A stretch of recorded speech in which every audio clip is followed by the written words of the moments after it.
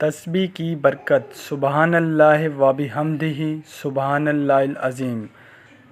بسم اللہ الرحمن الرحیم۔ یہ کہانی ایک سادہ مگر نیک دل کسان یونس کی ہے، جو ایک چھوٹے سے گاؤں میں رہتا تھا۔ یونس دل کا بہت صاف تھا، مگر زندگی میں فقر و فاقہ تھا۔ دن رات محنت کرتا، مگر فصل کبھی اچھی نہ ہوتی۔ بچے بیمار، بیوی پریشان اور گھر کا چولہا بھی کئی بار بجھ جاتا۔ ایک دن یونس بہت دلگیر ہو کر جنگل کی طرف چل پڑا۔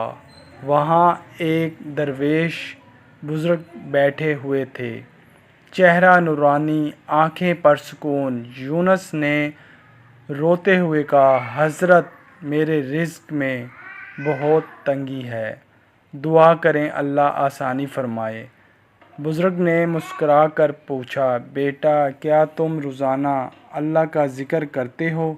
یونس نے کہا، جی ہاں، نماز تو پڑھتا ہوں، لیکن وقت کم ہوتا ہے۔ بزرگ نے ایک تسبیح دی اور فرمایا، اس تسبیح کو روزانہ 100 بار پڑھو۔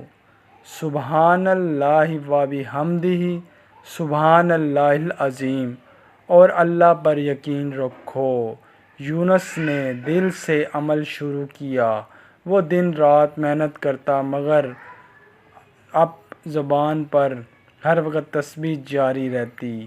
دن گزرے، ہفتے گزرے، پھر ایک دن اچانک آسمان پر کالے بادل چھا گئے اور زوردار بارش ہوئی۔ یونس کے کھیت ہرے بھرے ہو گئے، بچے ٹھیک ہو گئے، بیوی کے چہرے پر مسکراہٹ لوٹ آئی، گھر میں سکون آ گیا۔ یونس دوڑا دوڑا بزرگ کے پاس گیا اور کہا، حضرت، کیا یہ سب اس تسبیح کی برکت ہے؟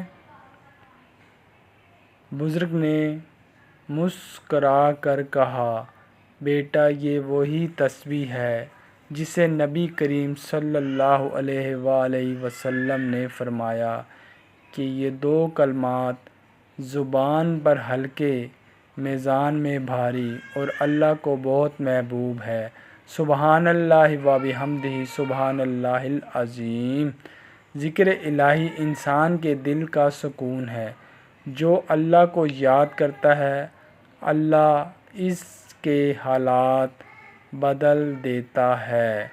سبحان اللہ و بحمدہ اور سبحان اللہ العظیم جنت کے خزانوں میں سے ہے۔ روزانہ 100 بار صبح یا شام کو دل سے یہ تسبیح پڑھیں۔